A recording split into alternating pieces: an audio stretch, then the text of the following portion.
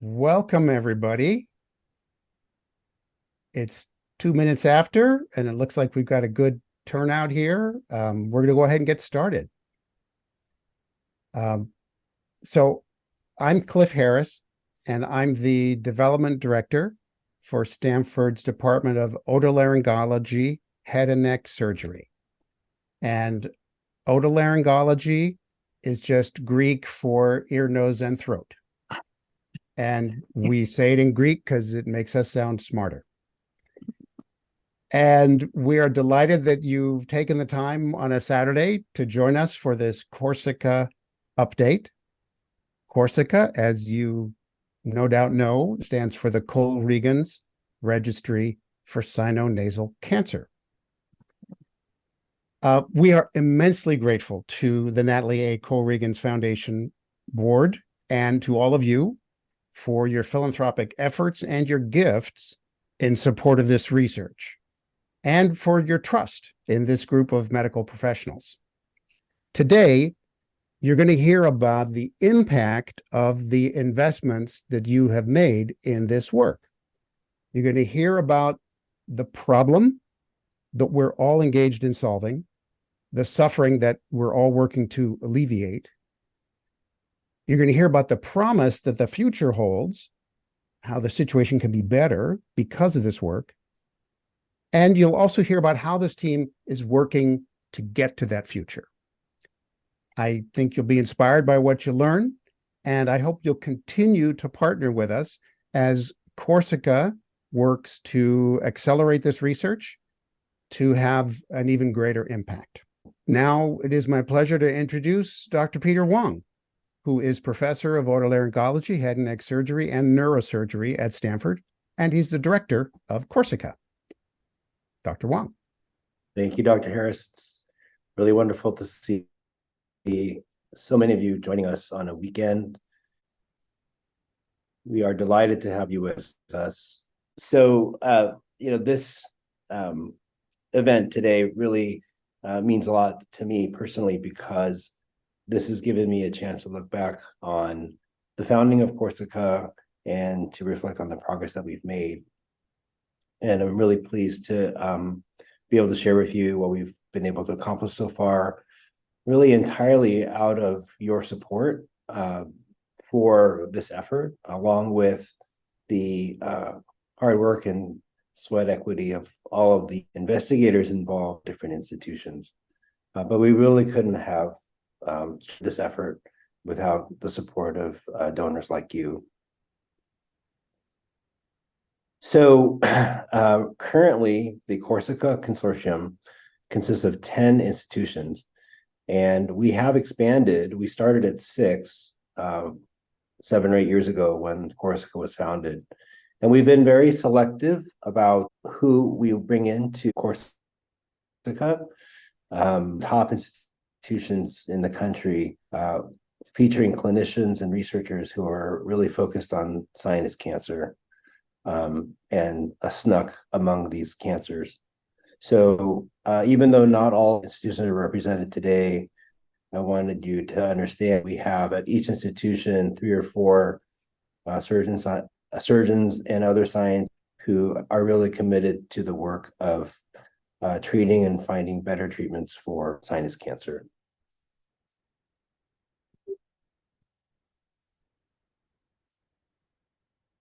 So at this point, we have 5 participants who have been enrolled in CORSICA, and we have a tumor bank that you got from Dr. Adapa. We have 167 specimens that have been banked. These are tumor specimens that have been saved from the time of surgery that will serve as a very important resource as we do tumor biology research. And you can see the tremendous growth. I think I've met many of you in person before the pandemic at amazing gala lasers that we've been able to participate in. And you can see back in 2015, there were only nine enrolled subjects. And look at the tremendous growth that we've had. The additional expansion of the institutions from 6 to 10 occurred in 2021, and you can see how that has really accelerated our growth.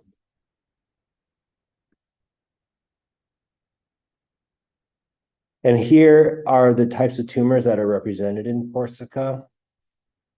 I know that in this audience, there's a significant interest in, and you can see that SNUC is well represented. And this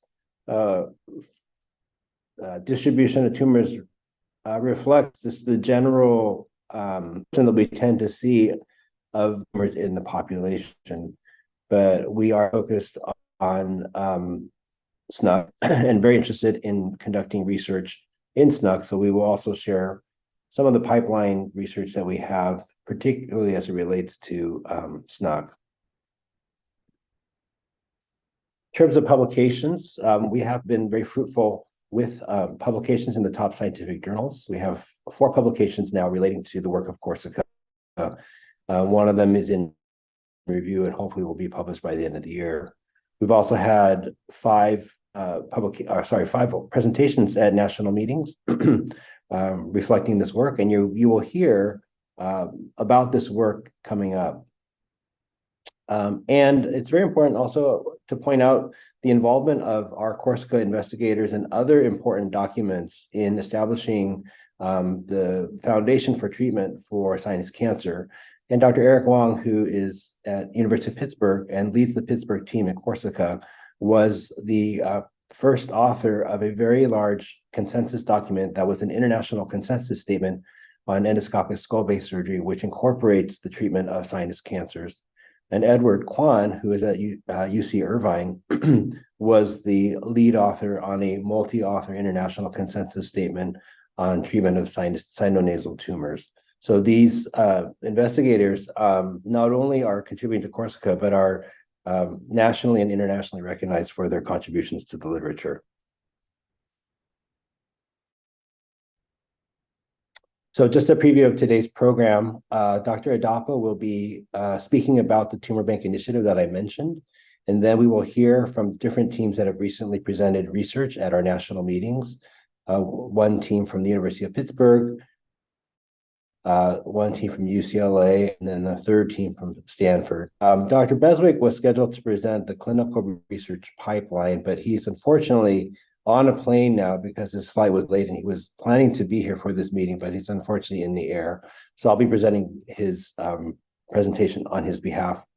And then Dr. Wong will present our translational research pipeline, and then we'll have time for the questions and answers.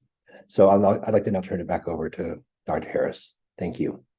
Thank you, Dr. Wong. Well, I think, Dr. Adapa, we're ready for you.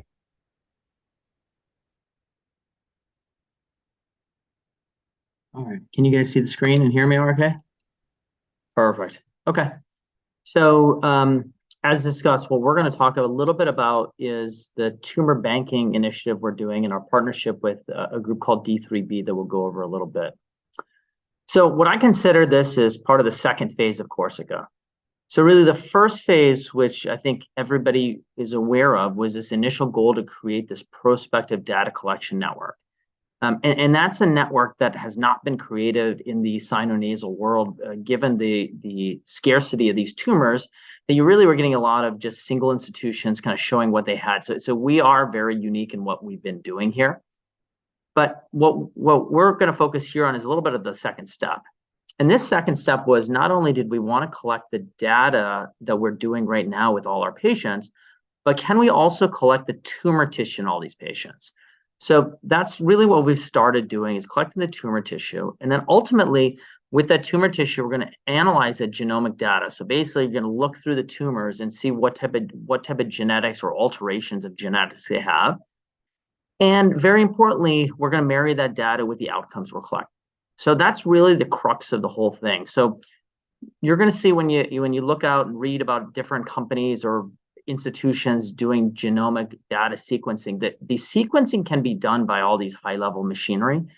The real issue is marrying that outcome. So what a lot of people are missing, or a lot of groups are missing, is you don't know what tumors are doing what. So you can analyze a number of different, like say SNUCs, and you know there's a number of differences in their genes, but we don't know what that means. Once you have the outcome data, which patients do better with chemotherapy, targeted therapy, that's where that you can use that outcomes in conjunction with the sequencing. And that's really the big power of what we're trying to do here.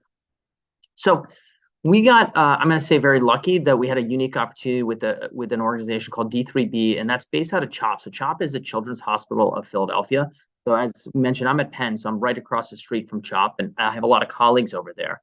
And they have this organization. I just want to review what they're doing and how we were able to work with them.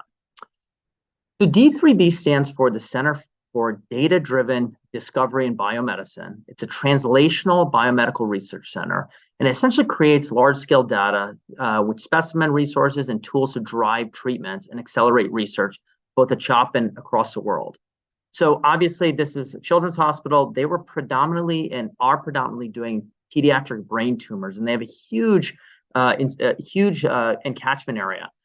And essentially, if you look here on the map, you can see that they're essentially through North America, Europe, Australia, as well as Asia, where essentially they have 50 plus academic centers and over 100,000 biospecimens that they're actually collecting. So their big initiative is this Children's Brain Tumor Network. They also have a Philadelphia specific, but these are essentially all these neurosurgeons who are sending all these brain tumors. So from our end, where CORSICA fits in nicely is because we have this relationship with them, because sinonasal tumors are a much smaller group, it'd be very hard to develop this infrastructure that they have already. So what we're really able to do is, with our philanthropy, actually get involved with them and essentially piggyback on what they're already doing and jump in and essentially create a biorepository with all the infrastructure that they already have for us. So what does this mean for us? So from a practical standpoint, what does this mean? What this means is we have a discussion with every single patient who has a sinonasal malignancy. And if they consent for the tissue sample, which the vast majority do, just like everybody on this call, we really want to help with treatment of these cancers. And once they consent, we collect the baseline patient information. That's the information that we use for the outcomes data that Dr. Wong already discussed. In the operating room, every one of us, when we're taking out these sinonasal tumors, what we'll do is we'll dissect out a specific specimen of the appropriate size. And we all have research coordinators that we've trained up on this, and they'll actually collect the specimens, and then they're going to package it and ship it to the biorepository bank at the Children's Hospital in Philadelphia.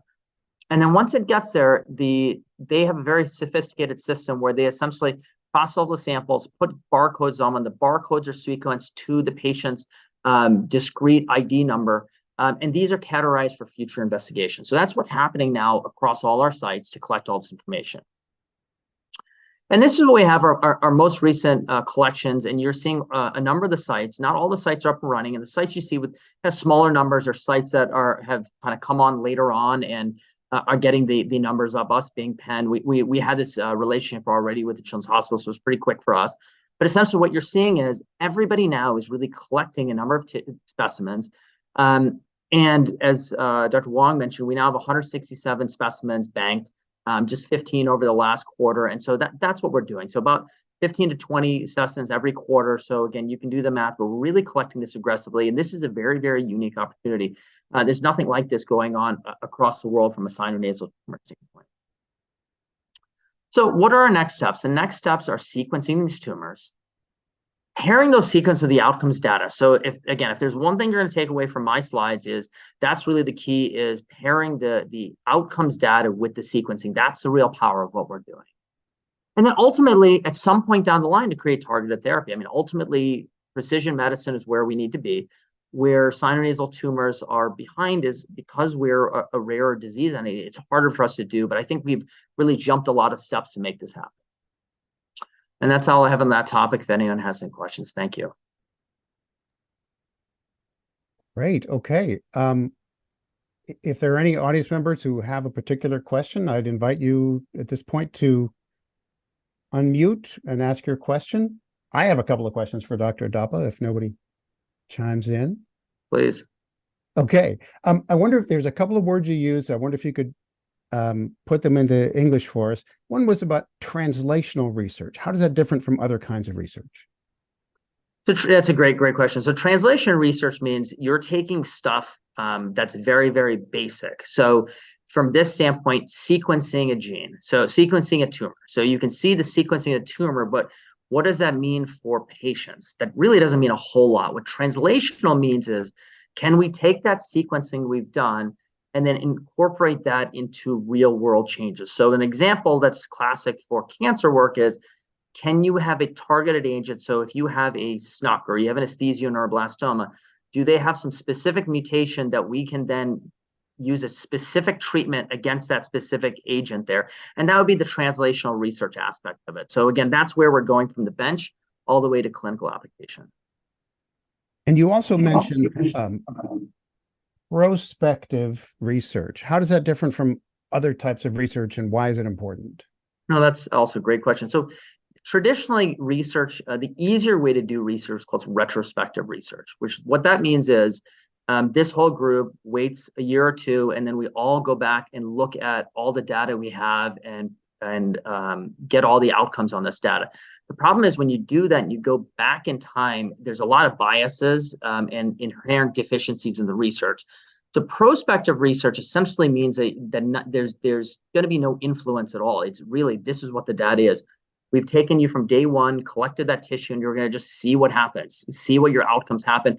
And there's none of these biases that can cause issues with the actual research analysis. The problem with prospective is it's much harder to do because we have to be organized in the fashion they are to be collecting everything that we need right up front that we're doing. And that's actually what I think we're most proud of with what we've set up here is this prospective research.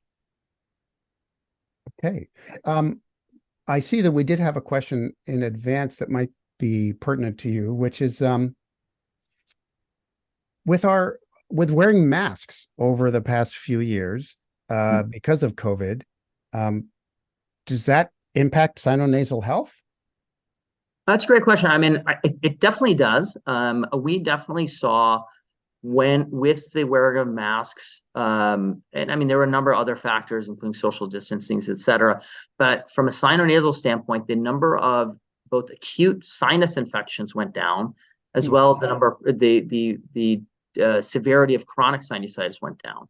Now, for this specific audience regarding tumors and such, most sinonasal tumors at this point haven't shown any predisposition to be related to sinus inflammation. There's one benign tumor called an inverted papilloma that has some theorized risks with inflammation, but the tumors we're talking about likely no difference from that standpoint that we have been able to discern. Okay, great. And then after treatment for SNUC, is a cancer-free scan the best indicator of having no future remission? Also a great question. Unfortunately, all these tumors, we do have to watch them long-term, SNUC especially.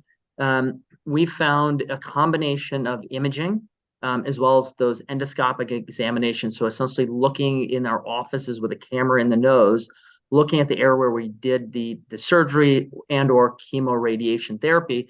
Between those two are really what we're going to have to look at.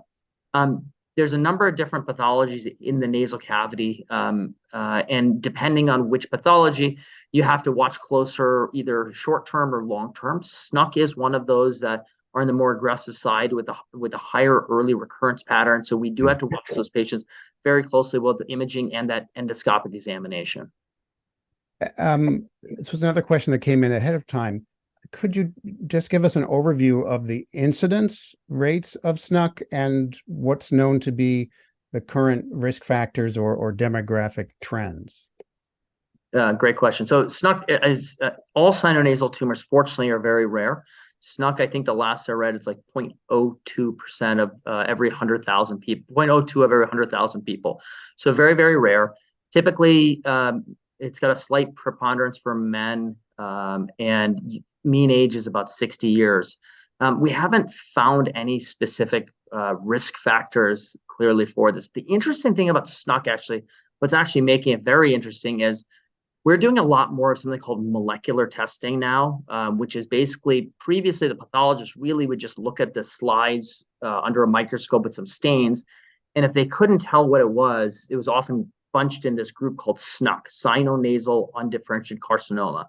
Now with this molecular testing where you're actually looking from a DNA level, we're actually finding that SNUC's actually much more complicated, that there actually are a number of little breakout tumors from that group. So I actually think it's going to be a very interesting population to keep looking at because we're going to see little differences in that. I think ultimately that will also identify different both outcomes as well as different treatment patterns.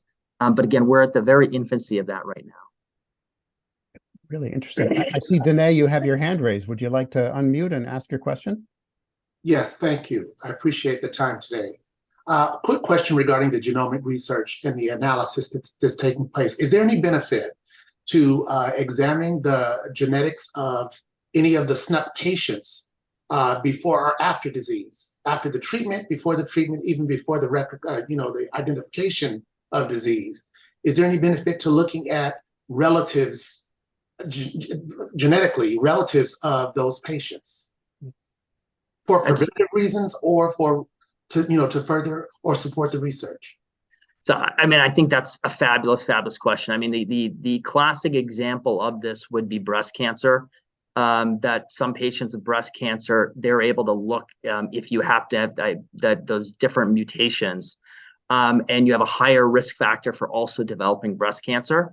So the answer is likely yes. The challenge for us still is kind of what I alluded to a little bit is with our numbers and the size that we have, as opposed to, unfortunately, breast cancer is very common, that it's going to be harder to actually parse something out at this point. So the short answer is absolutely yes. The real answer for us is we're definitely not at that stage quite yet.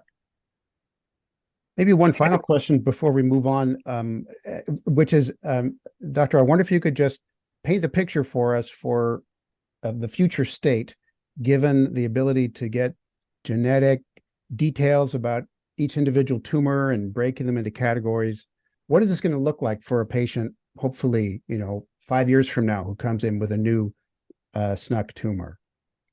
I mean, again, ultimately, it's that targeted therapy. So a great example, actually, through that D3B, and I mentioned they do brain tumors predominantly. There's a pediatric brain tumor called a craniopharyngioma, and there's basically two major subtypes of that. And if you're in this one subtype, if you have a recurrence or residual disease, they're now treating with a targeted agent strictly based on this research they've done through D3B in this organization. So ultimately, that'll be the goal, is to identify something that we have a targeted therapy to go after to give us improved outcomes.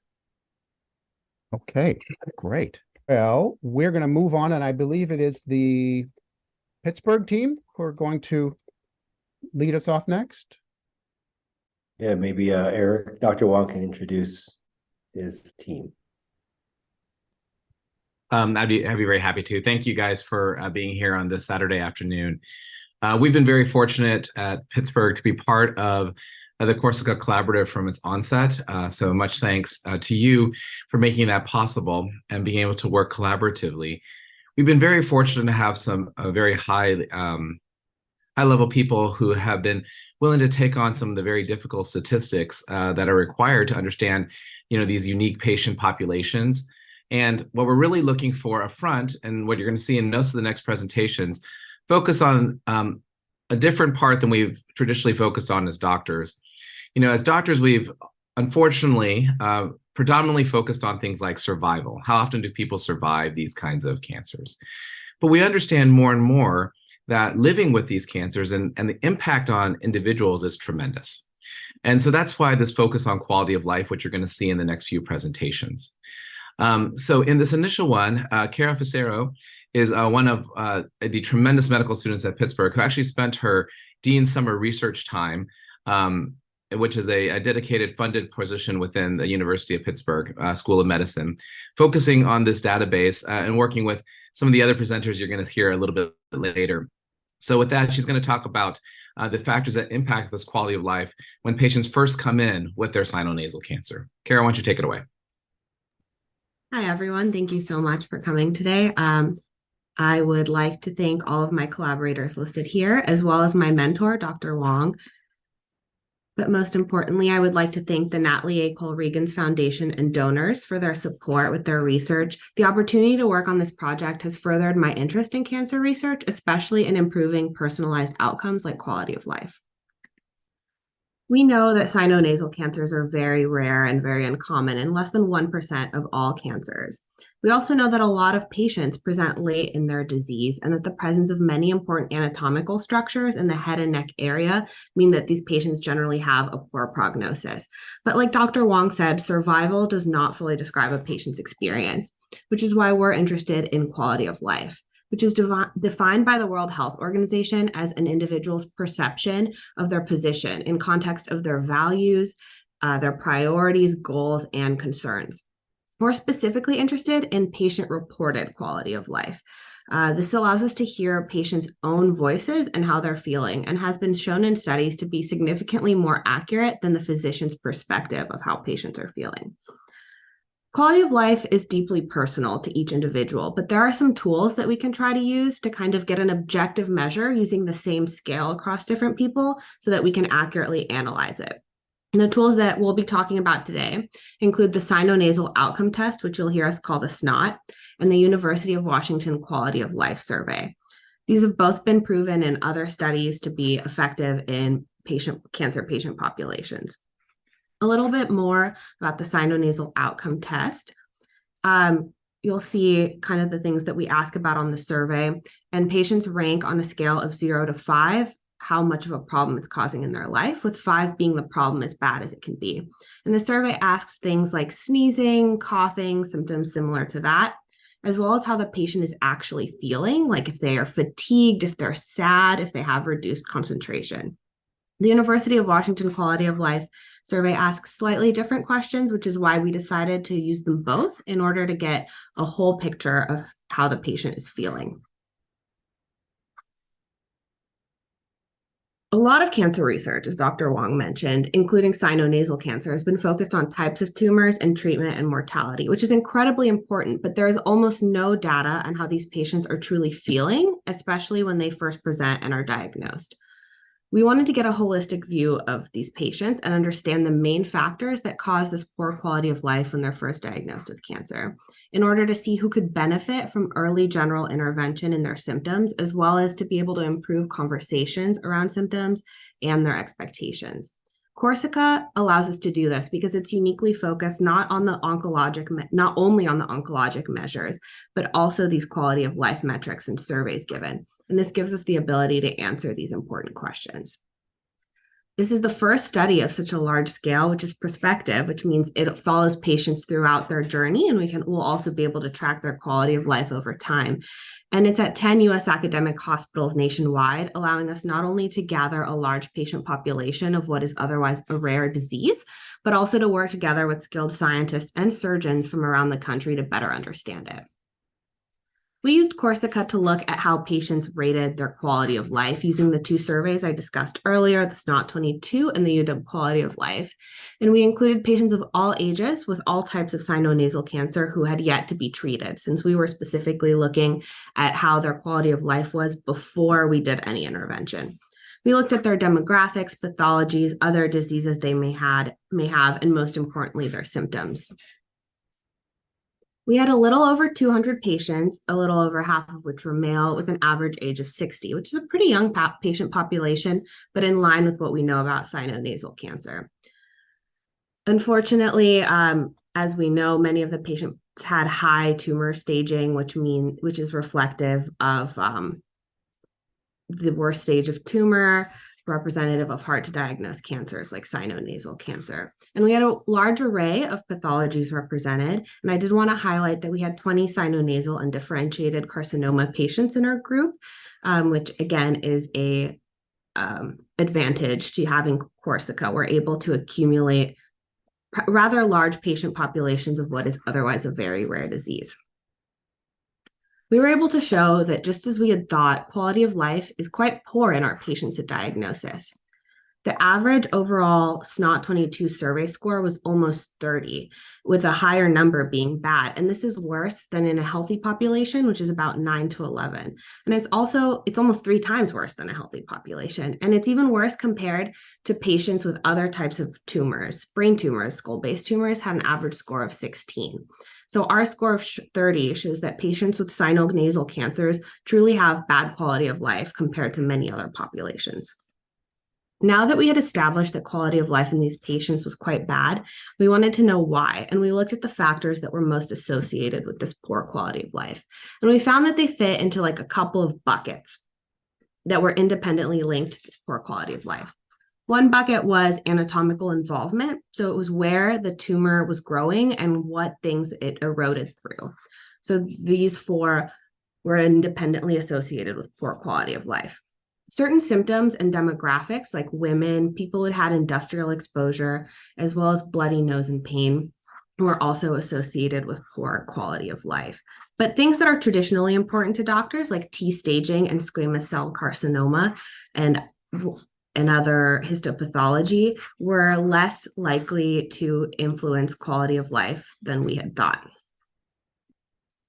In conclusion, this is the first study analyzing the specific factors that influence how sinonasal cancer patients truly feel at diagnosis. We found that bloody nose and pain were more bothersome than other symptoms, and that the size and type of tumor had less effect on patients' quality of life than previously thought. We found that extensive tumors, specifically those that involve the eye, the skull, the mouth, or that invade nerves, were linked to poor quality of life, and that women had worse quality of life than men, and more research is needed to find out why. Further studies to learn more about how to improve these outcomes of patients with sinonasal cancer is needed, and we will continue to do that.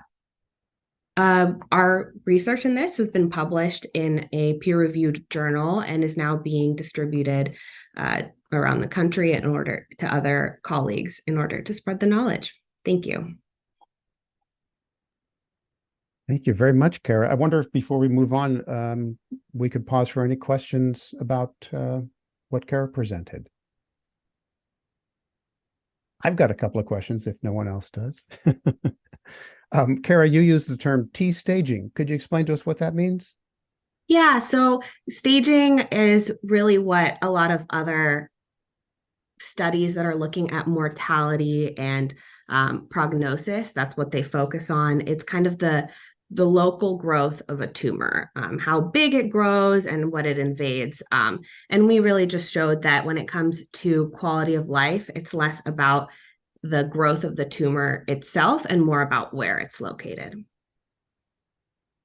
The other question I have, and perhaps some of your mentors would be able to chime in about this too, is there a way in which understanding and documenting the quality of life problems that sinonasal tumors cause, could that help with earlier diagnosis based on the way a patient comes in and what their symptoms are? I think that's certainly a very good question and something that we are interested in seeing if any of the factors that lead to poor quality of life, if we can prove that in the future, maybe these are some alarm bells that physicians across the country should be looking for, that may be different from other sinonasal problems and should maybe point us towards thinking cancer earlier. We currently don't have any data to suggest that certain factors indicate that, but that is something we will continue to look for. Right. Okay. Dr. Wong, would you like to introduce? Yes. Okay. So once again, Dr. Beswick apologizes for not being able to join us for circumstances beyond his control. But I have been working with Dr. Beswick since he was a resident at Stanford, and he was instrumental in launching CORSICA. So he remains very integral to the operations of CORSICA and the academic output of CORSICA. He is now an associate professor at UCLA and has built his own team to continue the work of research in sinonasal cancer. And one of his proteges is Sabrina Maaz and Sabrina, right? Sabrina is an MD PhD student at UCLA who has really been doing some really incredible work in this area of quality of life as it relates to sinus cancers. And she's been working with CORSICA since 2020. And this is one of her research projects that has led to presentations at national meetings, in addition to publication. So Sabrina, please take it away. All right, thank you so much. So Good afternoon, everyone. Thank you for taking the time to listen to us telling you more about this research. And I'm excited to share with you some of our findings relating to quality of life of patients with sinonasal malignancy in the 5 years after treatment. So I just want to briefly tell you a bit about myself and how this work has sort of impacted me. So I'm, as Dr. Huang mentioned, a medical student at UCLA. I just finished my PhD in bioengineering and will be applying to otolaryngology residency next year. So I'm looking forward to learning more about how we really can treat these cancers clinically. And this research was presented at the American Rhinological Society at the national meeting last spring, and we were also able to publish this work in spring in a peer-reviewed journal. So as we've been discussing today, sinonasal malignancies are rare cancers with an incidence of 0.5 per 100,000 individuals, so quite rare. And these patients have very poor quality of life. As Cara mentioned, they're often diagnosed at a late stage. And the disease infiltrates important anatomical structures such as the eye socket, brain, nerves, and different arteries. So given its rarity, how sinonasal malignancy and different treatment approaches affect patients' quality of life is poorly understood. Our objective with this project was to identify patient, disease, and treatment characteristics that impact the quality of life in these patients in the long-term 5-year period after treatment. And ultimately, we hope that these results can inform patient-centered discussions of choosing treatment approaches that also prioritize the patient's quality of life and personal goals of care. And again, we've discussed this in multiple talks today, but our approach was to analyze data from adult patients with sinonasal malignancy across the 10 institutions using the CORSICA data, which allowed us to look at quality of life scores that were collected at baseline when disease was initially diagnosed and up to 5 years after treatment was initiated. And we did this using 2 different quality of life scales that Cara already discussed.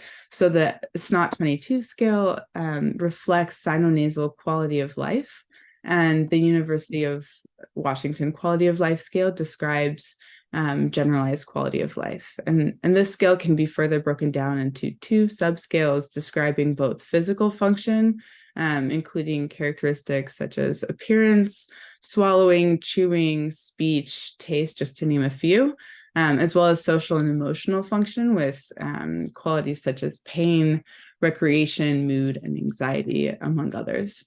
So we used a multivariable modeling approach to identify the top predicting characteristics that impacted patients' quality of life. Our first observation was that quality of life before treatment was low and it improved over time. So just to quickly orient you, for this University of UW QOL metric, a higher score reflects a better quality of life, and on over time, we're looking at this over time. And so what we find is that over time, these scores improve, suggesting that patients are having better quality of life as time goes on in this 5-year timeframe. So next, we used a multivariable modeling approach and controlled for numerous important variables, things like disease stage that Cara also mentioned, extent of disease, the age of patients, their sex, race, type of cancer, type of treatment, and other variables. And what we found was that worse sinonasal quality of life was associated with a number of variables, one of which is involvement of the pterygopalatine fossa. And so this is an anatomical region in the face that includes important facial nerves and vasculature that is critical for movement, sensation, taste, saliva, and other functions. We also found that worse sinonasal quality of life was associated with radiation to this region, to the sinonasal region. Our next observation was that physical function, quality of life, was associated with a number of variables. Again, the pterygopalatine fossa, this region, was associated with, involvement of this region was associated with worse quality of life. We also found that endoscopic surgery, so this is a minimally invasive approach where long microscopes and surgical tools are used in place of an open resection where you would have to make a large incision to access the sinus. And so we found that endoscopic surgery was associated with better physical quality of life. We also found that dissection of the neck was associated with worse physical quality of life. And our final set of observations was that better social and emotional quality of life was predicted by two variables in particular. So the first was endoscopic surgery, again, this minimally invasive approach, as well as negative margins, which means that after surgical resection, the tissue was sent off to pathology and came back with an indication that all of the cancer was resected. So just to summarize our results and what we're concluding from this study, optimizing quality of life is an important objective beyond oncologic success, as we've been discussing today. And the negative impact on quality of life of variables such as open resection, pterygopalatine fossa involvement, neck dissection, adjuvant radiation, and positive margins can inform counseling and prognostication. We also have ongoing studies that are looking at what factors influence specific categories of quality of life to give us greater detail when we're having these discussions with patients. So I'm going to briefly tell you about that. So our study, one study that we have going on is looking at how these factors affect specific categories of quality of life. And so what we found was endoscopic surgery, which we already know is an important predictor of quality of life, is specifically associated with better quality of life in terms of pain, appearance, and chewing. We also found that involvement of the pterygopalatine fossa is specifically associated with worse quality of life in terms of swallowing, taste, and saliva. So this is just an example of how this work is allowing us to really have nuanced understanding of what variables are affecting different aspects of patients' lives.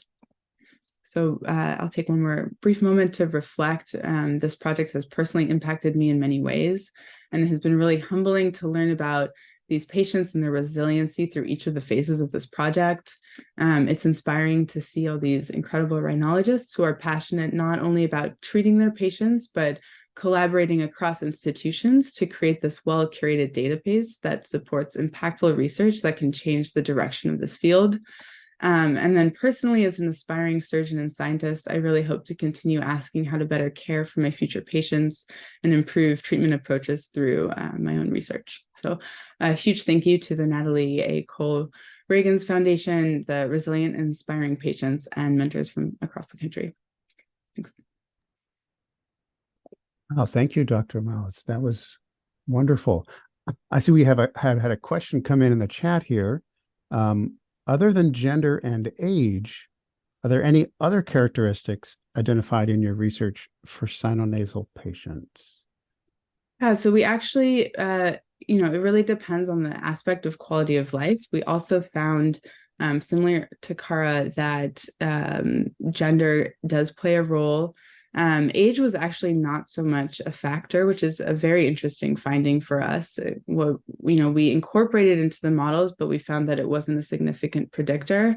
Other demographics that were important, we actually found that most of them were not significant predictors. So we also looked at, for example, race, and that was not a significant predictor.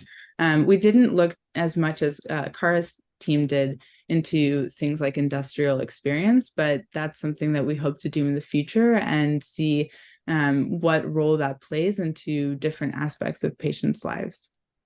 Thank you so much. One more thing. You mentioned a couple of things which were associated with a worse outcome. These were radiation therapy and neck dissection.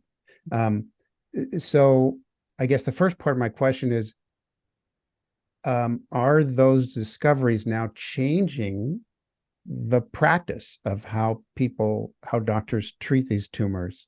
And if you could also just explain what neck dissection means. Yeah, so in terms of neck dissection, and of course the surgeons here can chime in to give greater information, but it's moving through the neck anatomy to really identify tumor, resect completely tumor, and identify if there are any lymph nodes that may suggest more advanced disease. It has always been a controversial question of whether it's an important aspect because it's known that it, can have this impact. So really how our results inform this discussion is shedding greater light onto the pros and cons of going down these treatment routes. In some cases, it may still be important to have adjuvant radiation and neck dissection, but it provides insight into how it may impact patients and to have that conversation with patients as they're deciding what approach they may want to take and what potential impacts it can have on their life versus treating their disease. So these are things that affected quality of life, but were they things that actually improved survival, although they decreased quality of life? Is that what that means? So it's that's what the power of the CORSICA database is, that we can start to ask those questions of quality of life versus outcomes of disease, and then understand where is the balance between those two important outcomes that we should have in a really personalized manner for patients. I see we have a question from Joseph. Would you like to unmute and ask your question? Sure. My question is, how do we get patients who we suspect have these conditions into one of these academic centers before they have procedures at the local institution? So one of the important things that we're trying to do with CORSICA is really widely distribute our work at national meetings. We're publishing and trying to create a body of literature to really disseminate these findings so that either, patients who are at other institutions, hopefully their doctors can start to become aware of the implications of our findings. And also if they feel that they're not, if they feel that they have the means to go to some of these institutions, they can be aware that these institutions are really working on understanding the long-term outcomes, both in terms of disease and also in terms of quality of life. And so they can use that to sort of get second opinions or altered courses of treatment. Great. I might just add. In follow-up, surgeons are surgeons. They like to cut. How do we get them to one of these institutions before? If you have a suspicion, is there a way to get them to these 10 institutions before they have surgery? Yeah, maybe I'll address that.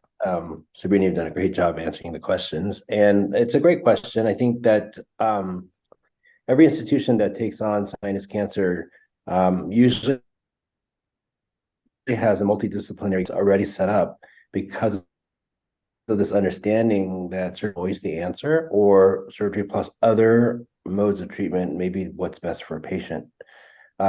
It goes back a little bit to your question about, how do we get patients to the centers that are equipped to handle patients? And what I would say is that, even though I think that it remains a challenge, and certainly we see patients, I think all of us in CORSICA as investigators have patients that have sort of languished, in somebody's practice without the adequate suspicion that there is cancer going on, because it is rare.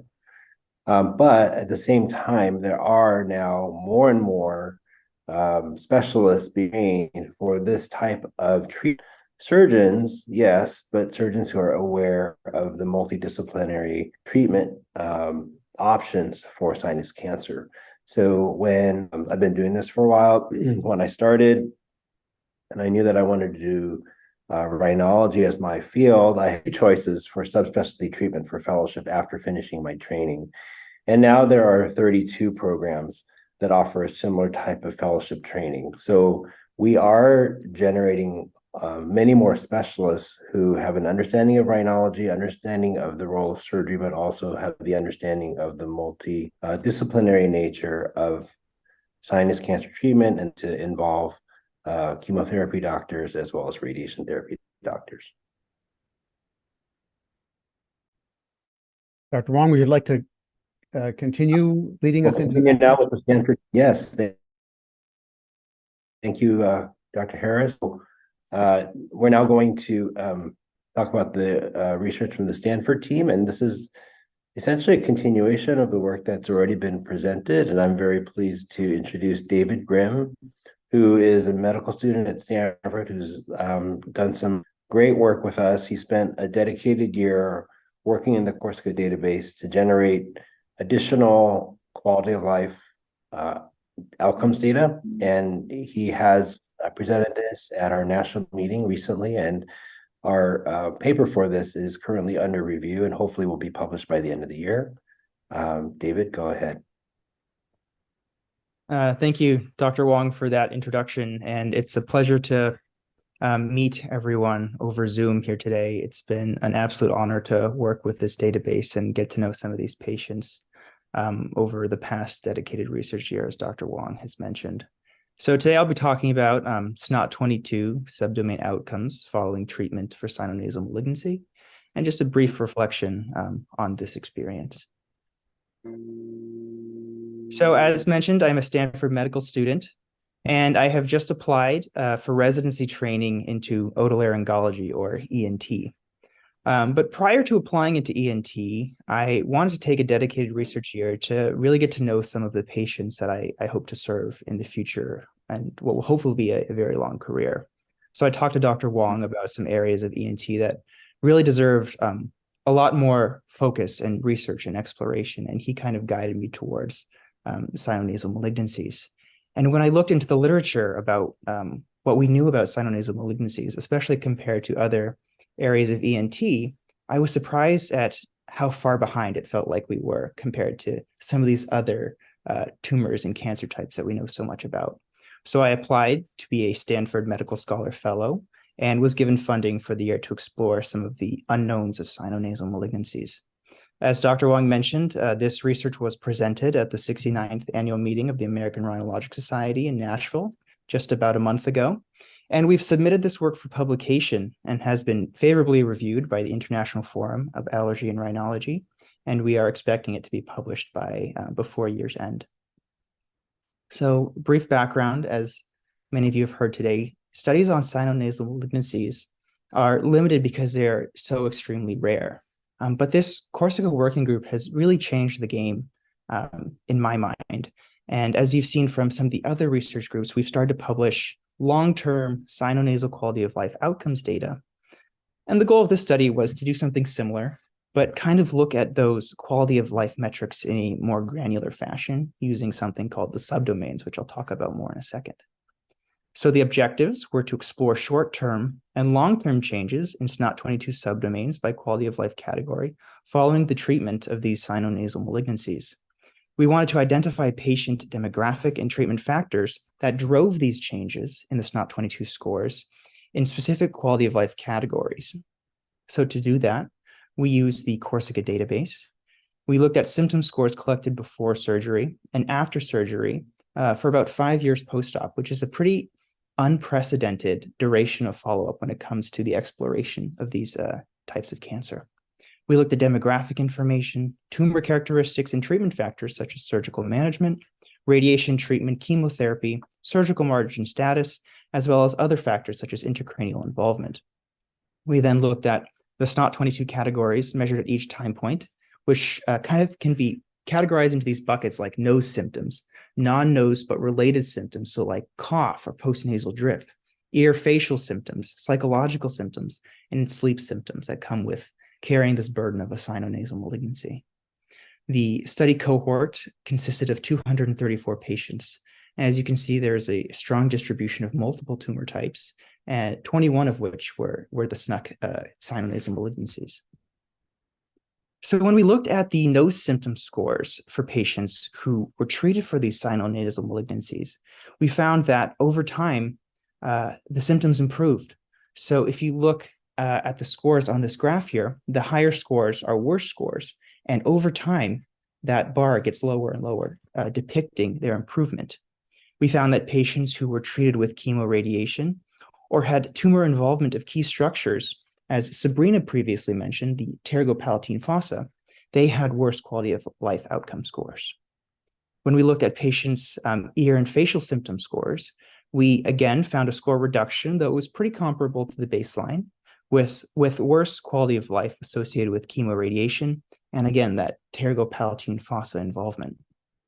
Then when we looked at the non-nose but kind of related scores, so like your cough, your postnasal drip, we again found that over time, following treatment, these patients improve with worse quality of life associated with chemoradiation exposure once again. And then when it came to sleep, again, improvements over time in these subdomains with worse quality of life associated with adjuvant radiation.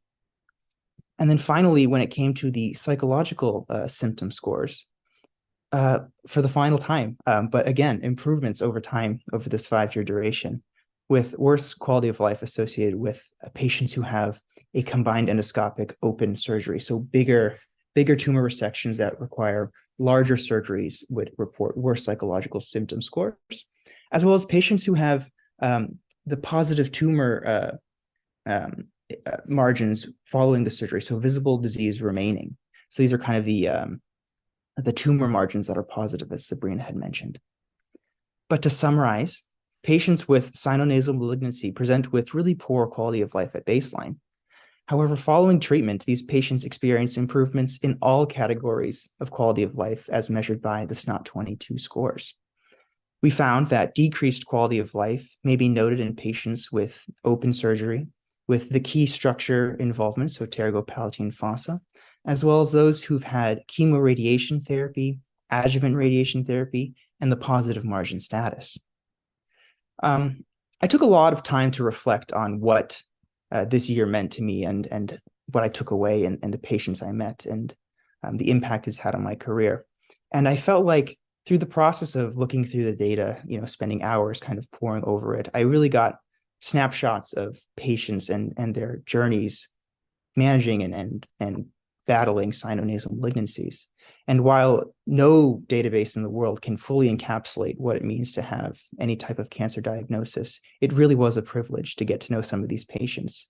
And then when I met many of them in the clinical space, I think the demonstrated impact of what the CORSICA initiative is doing was very clear to me. Hearing patients share laughs with loved ones, or hearing a story of a grandfather celebrating another birthday with a new grandchild they never expected to meet was really impactful to me. Through this CORSICA initiative and the studies that follow, I feel like we really give a voice to the patients who have battled these cancers and make their stories known. So I look forward to working with this team and behind this initiative for hopefully many more years to come. And I just really want to thank you all for taking the time to listen to us, for establishing this foundation, this initiative. It's truly been a pleasure to be a part of. So thank you. Thank you, David. That was wonderful. We look forward to watching your career in ENT take off. We have an interesting question in the chat. Are these cancers still terminal in 5 years with the improved quality during that 0 to 5 years? Perhaps another way to phrase the question would be, this is about quality of life, but it's not affecting survivorship or survivability. Is that correct? Yeah, so as some of our collaborating groups have mentioned, these patients present with really poor baseline quality of life. So we were looking at patients who were treated with what we call curative intent. So the tumor's been fully removed, or with the adjuvant therapies, we've essentially cured these patients of their cancer. And so we want to see like how well do their symptoms improve over time after they have been treated for these sinonasal malignancies. And we were really pleased to see that a lot of these areas, these categories, these subdomains improve to almost pre-cancer levels when you compare them to studies looking at where patients who don't have cancer, where their scores sit. So these were patients whose cancer did not return? Exactly. And So you these were- oh, so these are patients who did not have recurrence of their cancer. I see. Um, there were two terms that you used. I wonder if you could just distinguish them. It seems clear from everything we've heard so far that radiation is really standing out as something that is not helpful for quality of life. You talked about adjuvant radiation versus chemoradiation. What's the difference? So adjuvant radiation is radiation therapy kind of following a treatment. So basically, our radiation oncology colleagues will use adjuvant radiation for a real targeted approach to areas that may have residual tumor, while chemoradiation oftentimes will include chemotherapy and the adjuvant radiation therapy. So with chemotherapy, that's oftentimes more of a systemic therapy through medications, while adjuvant radiation is more targeted and is a slightly different approach. Okay, wonderful. We go on to Eric talking about the translational research pipeline. Eric, are you ready to chime in? Thank you, Cliff. Can everyone see the slides? Put it into a presenter Yes. kind of view here. Yeah, there we Everyone go. seeing well? Great. Well, again, much thanks to you all for being here on a Saturday. And I think you've heard from our amazing students some of the impact of this work. And we've taken some early looks into quality of life because we were able to get that data a little bit more quickly than some of these other cancer-based outcomes. Because as you know, when we start studying cancer, we can't see how people just do in the first year or two. And especially with sinus cancers, they can come back very late. And so to hold up to the rigor of the other cancer researchers in our area, some of these other pipelines that we're talking about now are taking a little longer in development, even though it seems like we've been at it a long time already. We still have a lot more time to work. So I'm going to share with you on two specific tumor types that we're working on. And one of them actually happens to be SNUC, so that's always good. The first is mucosal melanoma, okay? And so I think everyone's heard of melanoma because, you know, it's a skin cancer that's really devastating. So most skin cancers are really good, right? In general, and you know, there is a little procedure that has to be done with them, but in general, they come out pretty well. While melanoma can be a really scary one where the outcomes are much worse. Well, unfortunately, when melanoma occurs in the nose, it's even a worse outcome than when it occurs in the skin. So mucosal melanomas are, and they only represent around 5% of all sinus cancers. So we've already talked about, these are very rare at baseline. Baseline being when you take all comers, sinus cancers are rare. But even a rarity among that are mucosal melanomas. So why are we bothering to study these things? Well, it's because of all of the tumors and cancers we have to encounter. This one probably carries with it the worst prognosis, sadly, even worse than SNUC, with only maybe 1 in 4, 1 in 5 people really surviving past 5 years. And even they, unfortunately, are never truly cured from their disease. And the other real problem is recurrences, or when tumors come back, are very common. They can happen back in the nose, like these endoscopic pictures show here, but unfortunately, they can actually much more frequently happen in other places in the body where they spread throughout the body. So even though it's a local cancer, in some ways we think of it as a cancer that's involved the whole body, because many times that's the case, whether we can detect it or not.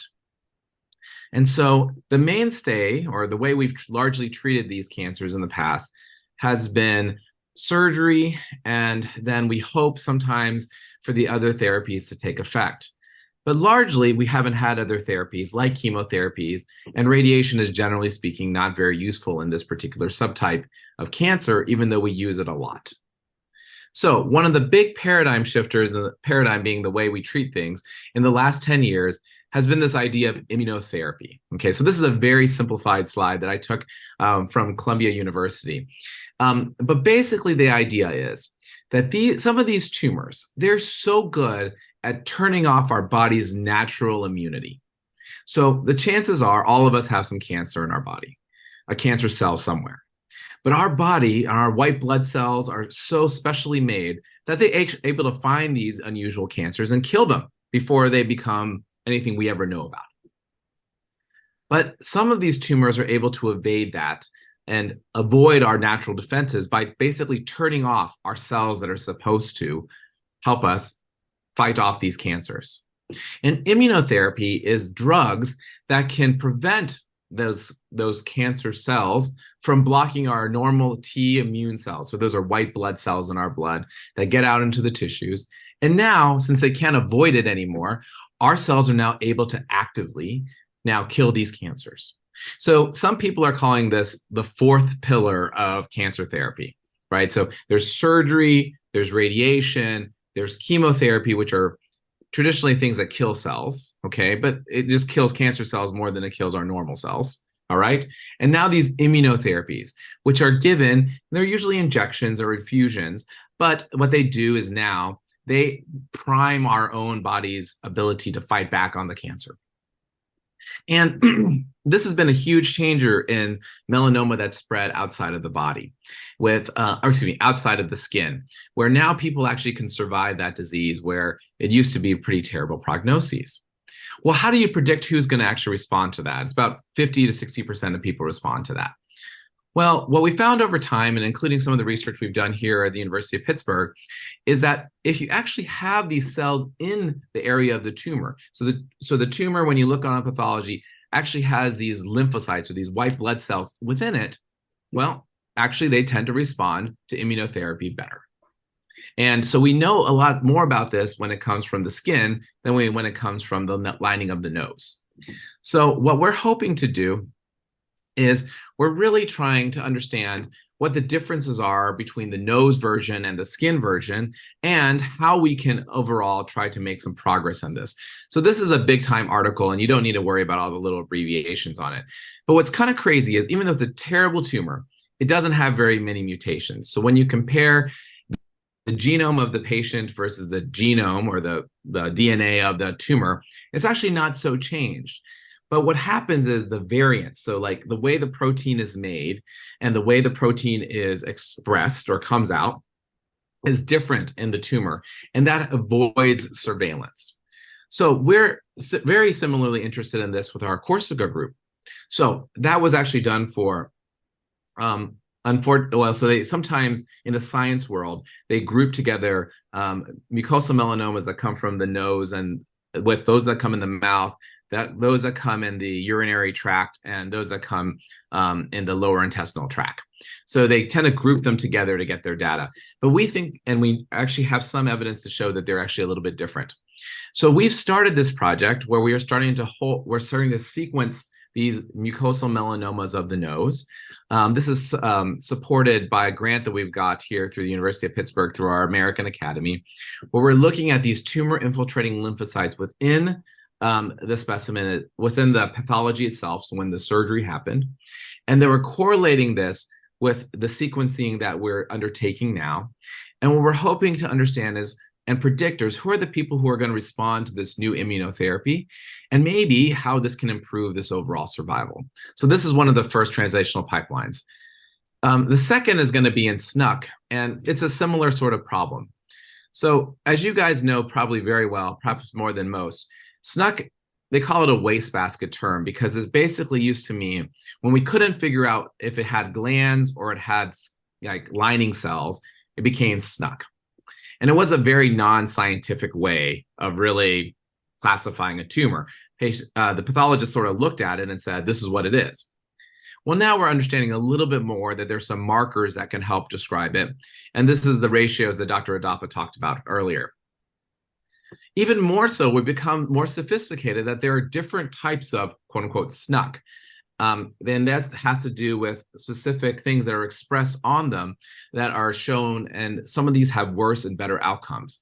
So when they looked at this and they sort of came up with these new criteria, almost a third of the old SNUCs were actually reclassified into different tumors.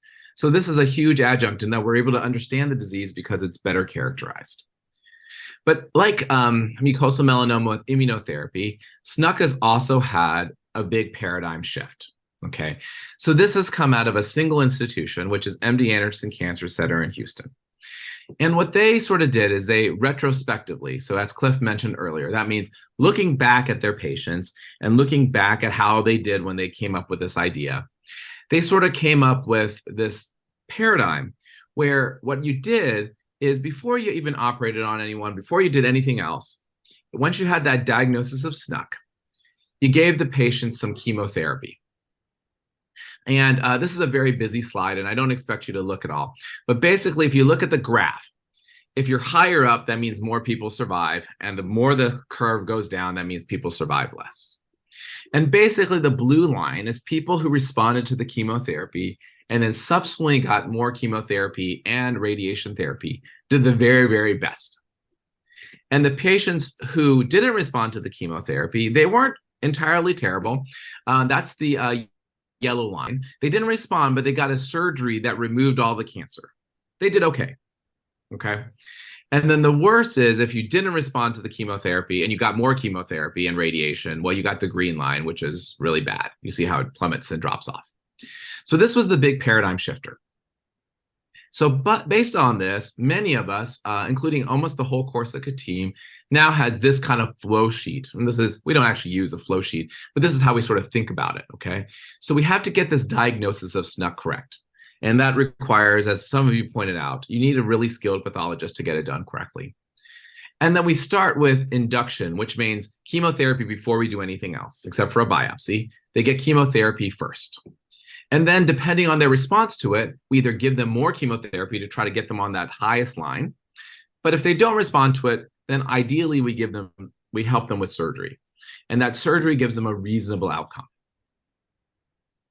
So the areas that we've asked are there areas of potential innovation? So can we intervene at this step?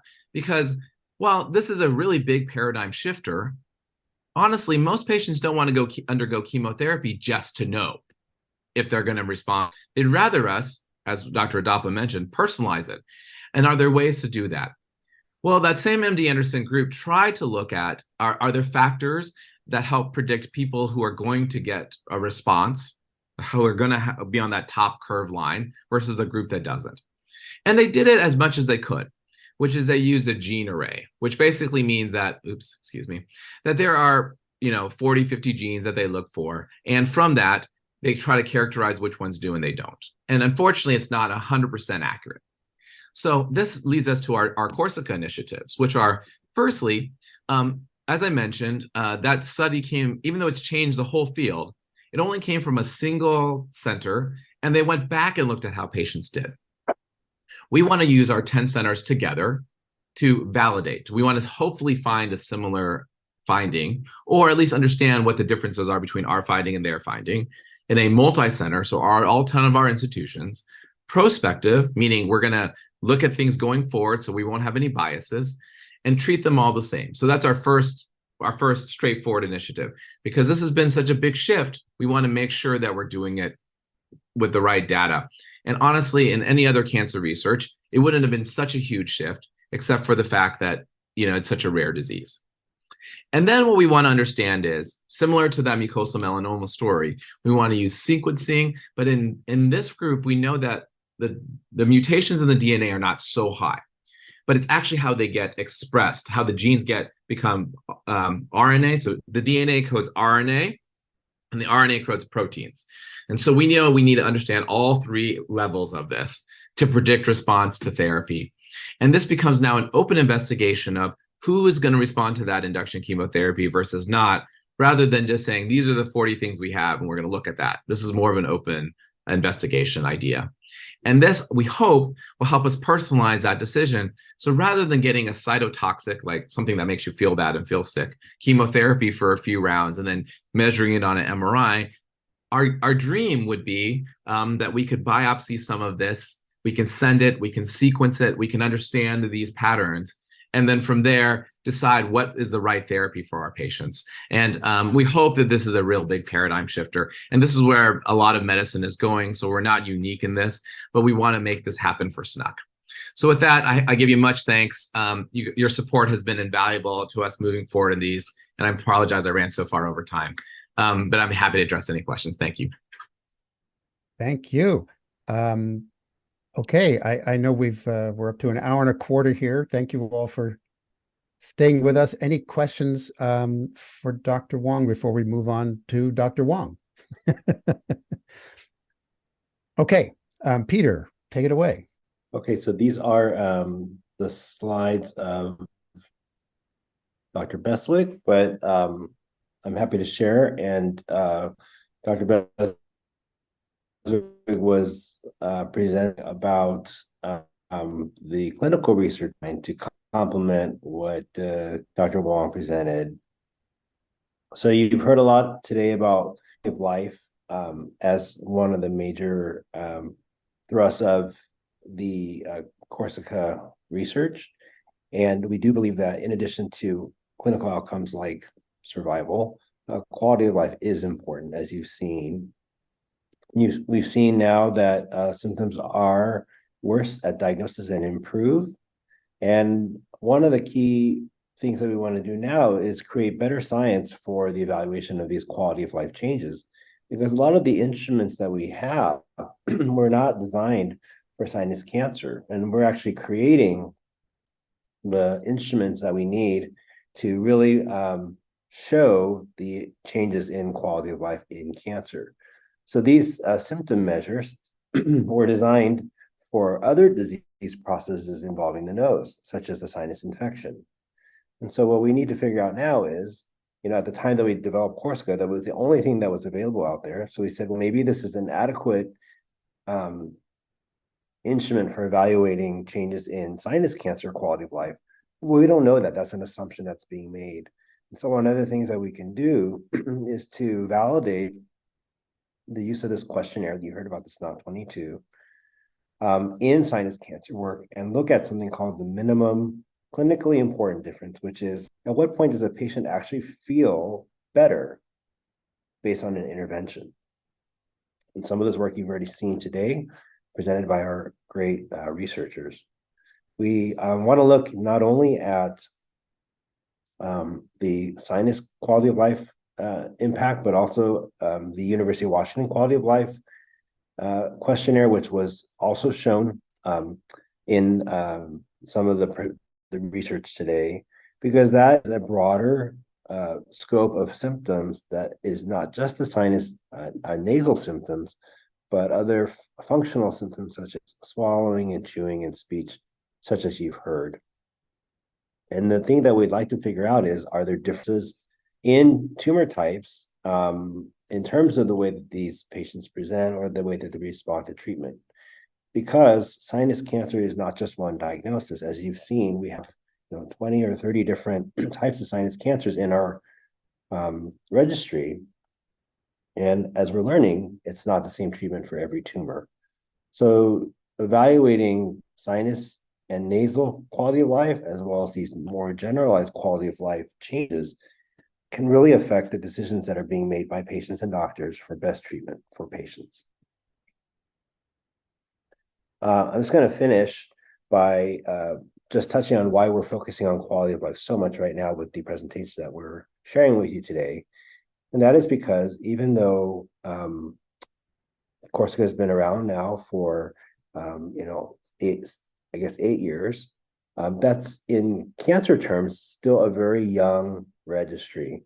And when we want to talk about outcomes and best treatments, we need a longer timeline.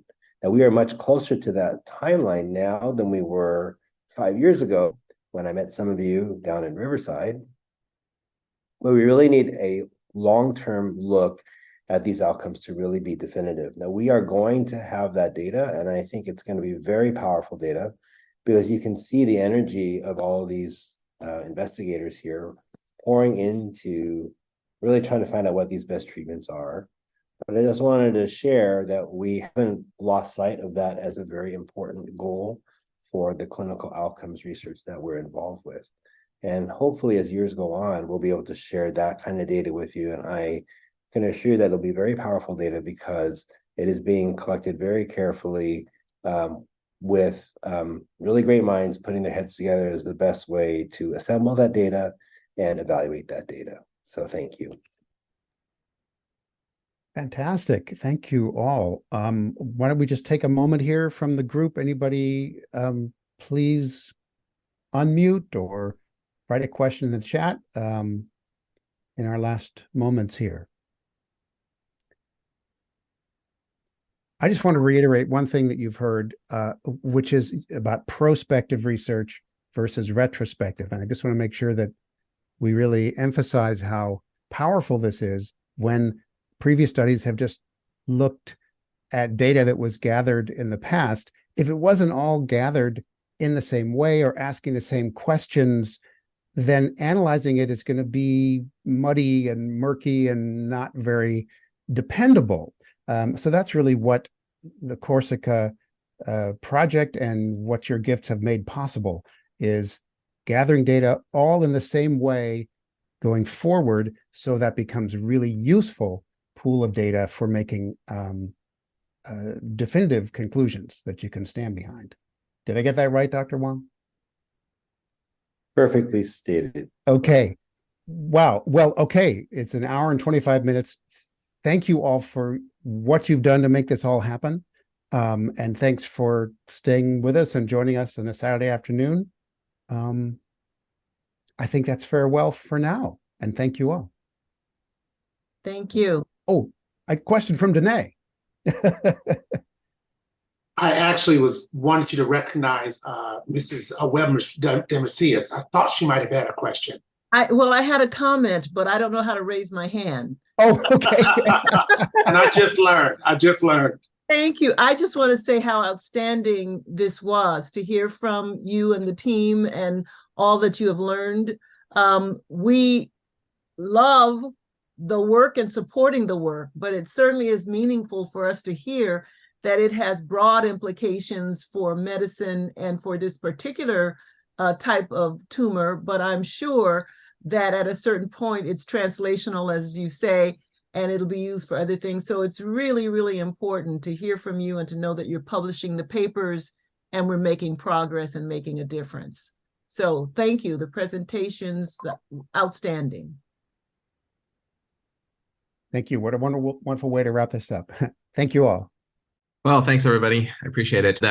Appreciate you guys organizing everything, and you guys really did a beautiful job. The presentations were wonderful. Kara, Sabrina, and David, terrific job in translating it down for the audience. I thought you guys all did a beautiful job. Probably actually much better than I did. So congrats, and I'll see you guys very soon. Thank you again for organizing, Peter. Thanks, Eric. Thanks for your participation. Thank you very much. Much appreciated. Good to see you, Dorothy. Thank you. Thank you for your support. Yes. Thank you all who are still here. Thank you for your support.